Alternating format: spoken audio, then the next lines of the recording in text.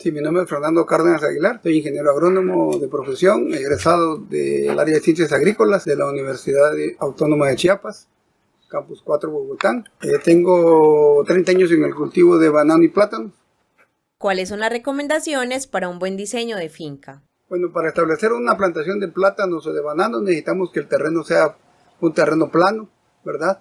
De buena profundidad, digamos de 1 hasta 1,20 de profundidad de suelo fértil, y que tenga condiciones favorables para la instalación de riego, cablevía y pues acceso del vehículo que vayamos a poner para movilizar, en este caso, la producción. ¿Qué densidad utilizar y por qué? Bueno, utilizamos normalmente la densidad de 2.000 plantas por hectárea. Es una densidad dependiendo de la calidad del suelo. Cuando el suelo es muy fértil podemos utilizar hasta 1.650. Pero sí, yo siento que entre 1.650 a 2.000 plantas es una buena densidad para los cultivares. Utilizando el método de doble surco, ¿verdad? O sea, para obtener mejor ventilación, mejor aireación del cultivo y mejor distribución de la planta también en el terreno. ¿Cuál forma de siembra utilizar? Sí, la de doble surco, porque te repito, es la que nos da mejor aireación al cultivo, aprovechamos mejor el terreno y también el riego, tenemos mejor distribución del riego para el cultivo en el suelo. ¿Cómo saber qué necesita mi finca para poder tener una buena fertilización adecuada? Pues mira, nosotros básicamente necesitamos tener un análisis del suelo físico-químico para conocer qué es lo que el suelo contiene y de ahí basarnos también tal vez en un análisis de pasta saturada para saber lo que la planta tiene disponible del suelo y en base a eso hacer un plan de nutrición, el requerimiento de NPK, elementos menores y pues para que todo sea balanceado y la planta tenga un buen crecimiento. ¿Cuáles son los errores típicos en el manejo de la nutrición de una finca de banano? El error típico es no tener un análisis de suelo, adivinar que la planta requiere y estarle poniendo los fertilizantes, ahora sí que pues lo que podamos o lo que el patrón nos da o lo que el técnico designa, ¿va? Sin conocer lo que realmente la planta requiera. Y pues le ponemos NPK y solo, ¿verdad? ¿Qué cantidad de fertilizante debería consumir una planta en promedio? Pues los requerimientos son en promedio 800 gramos en el caso del potasio, 400 de nitrógeno y 120 de fósforo, más elementos menores como el calcio, que es básico ya, pues son de 60 a 120 kilos por año del elemento como el calcio. Zinc y por lo menos magnesio también, hacer aplicaciones de magnesio, por lo menos también en el año, unas 2 aplicaciones, unos 60 kilos de magnesio por año, para compensar las pérdidas. Aparte de eso, las enmiendas también, que son muy buenas, va a meterles enmiendas al suelo. ¿Cómo hacer un manejo progresivo de aumento de consumo por planta cuando mi plantación pasó por abandono o mala nutrición? Pues ahí la verdad, cuando tenemos ahora sí que una mala nutrición, pues hay que irla compensando con fertilizaciones rápidas, cada 15 días o por lo menos mensuales. ¿Existe algo como un presupuesto ideal para la nutrición? Pues sí, debe existir un presupuesto para lo que es nutrición, porque es donde se tiene que tener ahora sí que el capital para que la planta tenga buen racimo y obtener la fruta de calidad y los rendimientos que se necesitan, ¿va? Por hectárea. ¿Con qué frecuencia debería de utilizarse los análisis foliares y de suelos, tanto químicos como físicos, y por qué? Mira, normalmente yo siento que un análisis de suelo para un año nos da. Para un año, cada año hacer un análisis de suelo, ¿va? Saber qué el suelo, qué es lo que tiene, qué es lo que no tiene.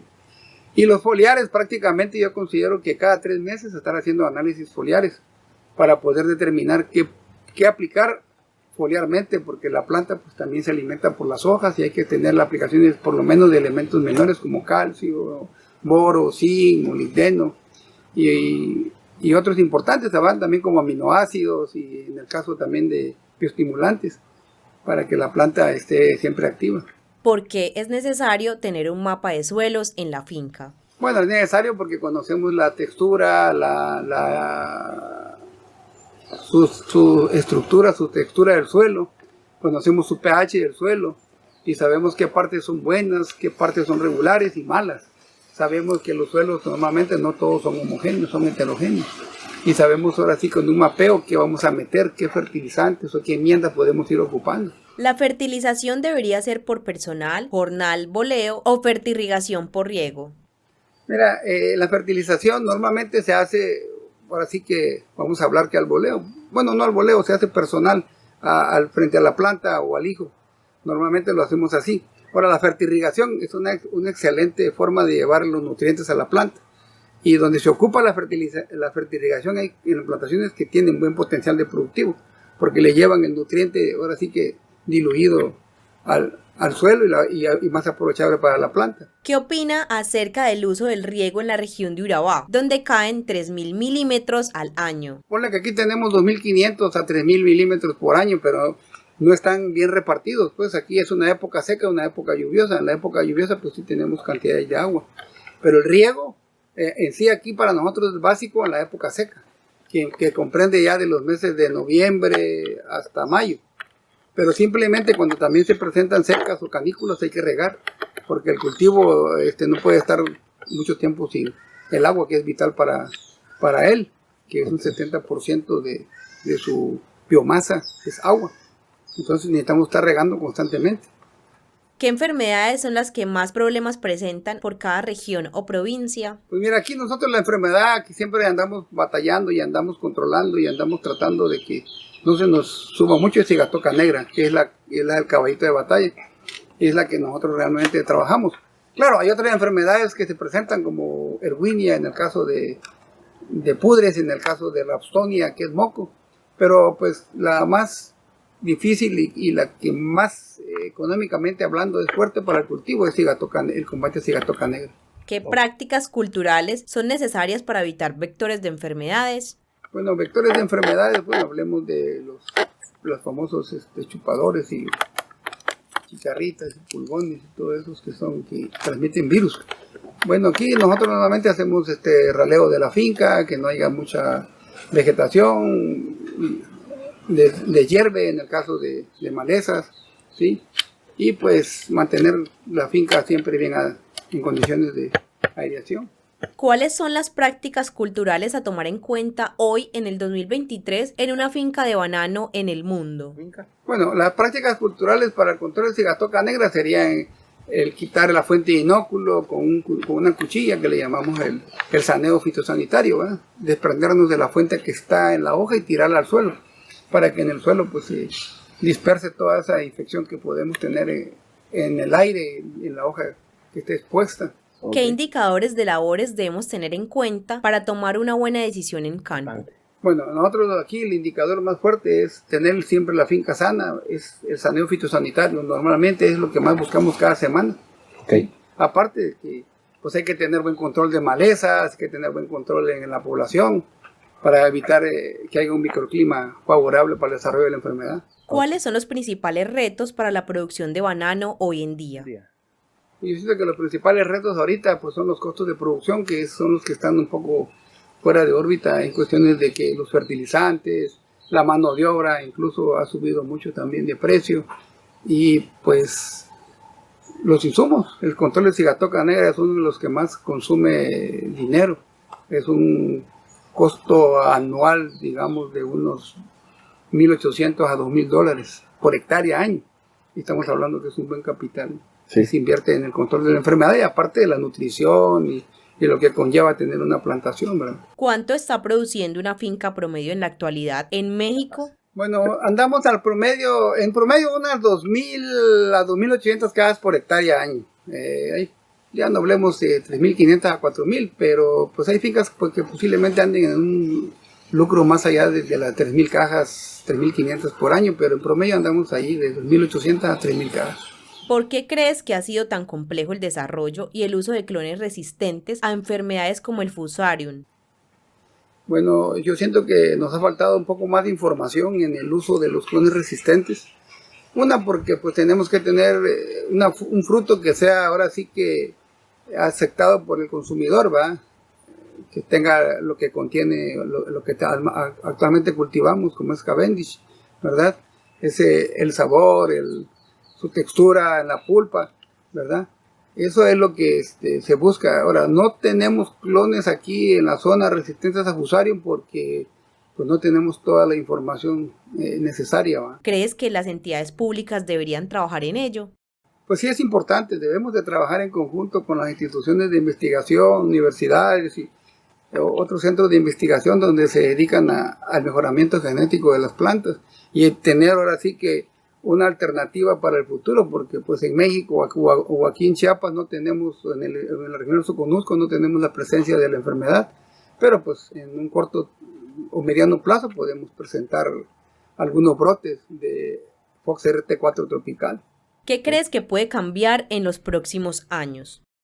Pues lo que puede cambiar en los próximos años es que ahora sí nos llegue la enfermedad de Fox RT4 tropical y ahí sí tenemos que modificar todo nuestro esquema de manejo como actualmente lo tenemos. ¿Qué tipo de tecnologías te gustaría que estuvieran inventadas? Pues tecnologías, ahora sí que la detección temprana de una enfermedad, de tener un aparato aquí en finca, la tuviéramos, ¿va? Como algo que nos alertara, esta planta está enferma o esta planta presenta sintomatología, algo que pues, fuera forma de detectarla rápido. Aparte de otras tecnologías, ¿va? Que puede ser el uso de la medición de la temperatura, la humedad de la hoja, el crecimiento del racimo. Hay muchas cosas que pues, se pueden medir. ¿Cuáles han sido los peores errores que has cometido? Hay varios errores que hemos cometido, ¿va? El uso de los agroquímicos, el manejo irracional, digamos, porque no lo hemos hecho irracionalmente. Actualmente hemos tratado de manejar ya de diferente manera los agroquímicos, porque nosotros mismos hemos hecho resistente a los patógenos. Eso es uno de los errores más grandes que tal vez el ser humano o yo como técnico hemos cometido en el manejo de agroquímicos. ¿Cuáles son los errores típicos que ves en otras plantaciones? Bueno, errores, digamos, es en cuestión de cómo ellos manejan su finca, ¿verdad? Pues en cuestión ahorita de que debemos tener ser más ecológicos, evitar menos agroquímicos, trabajar más con el medio ambiente, cuidar las fuentes de agua. Esos son los errores a veces que se cometen porque se siguen utilizando agroquímicos muy fuertes que van a los mantos freáticos y eso es lo que tenemos que actualmente cuidar. Y la atmósfera, ¿va? También cuidar los vapores. ¿Qué cambios has visto en la agroindustria de banano? ¿Cuáles te gustan? Bueno, yo no he visto algunos cambios grandes, ¿va? Porque realmente pues la fruta se sigue empacando igual, exportando, paletizando, mandándola en barcos o en carros. Ha habido una agroindustria así bastante establecida aquí, digamos, que produzcamos otros derivados del cultivo del plátano, del banano, harinas o mermeladas, otra cosa, ¿va? En la agroindustria aquí hemos seguido como cultivadores y como comercializadores en fresco, en empacado y llevado hacia los mercados. ¿Cuáles no debieron ocurrir? Yo siento que, yo siento que ninguna, todas son necesarias, porque el transporte de la fruta es necesario y los mercados lo piden así. ¿Cuáles son los principales retos que ves en los próximos años? Pues los retos son difíciles de cuantificar porque pues uno realmente no puede medir el futuro, pero pues la costo, para mí el precio más caro que estamos pagando es el aumento en el precio de los insumos, de los fertilizantes, de los agroquímicos, están muy caros, entonces ya el productor no tiene la forma como invertir y los precios del mercado no son mejores. ¿Cómo hicieron para mantenerse en los momentos difíciles? Pues la verdad, ahorrando, haciendo ciertas, ahora sí que recortando ciertas áreas donde no se invirtió y recortando personal. Hay muchas formas de cómo la fuimos pasando en la época muy difícil. Okay. ¿Qué preguntas le harías a técnicos de Ecuador, Colombia, México, Guatemala, entre otros? Pues yo realmente me gustaría escuchar es cómo ellos manejan en cuestión de las enfermedades del plátano, cómo manejan su nutrición, cómo cuantifican ellos su producción, cómo miden ellos su velocidad de retorno, porque también es muy importante saber la velocidad del retorno por año. Ok. Por último, Inge, le agradezco mucho por este espacio que nos regaló usted aquí en la finca. Se llama Los Alpes. Finca Los Alpes, está ubicado en Tapachula, Chiapas. Tapachula, Chiapas. Carretera del Puerto Madero. Sería para México. México. Así es que muchas gracias, Inge, por el apoyo. De nada. Estamos para servirles.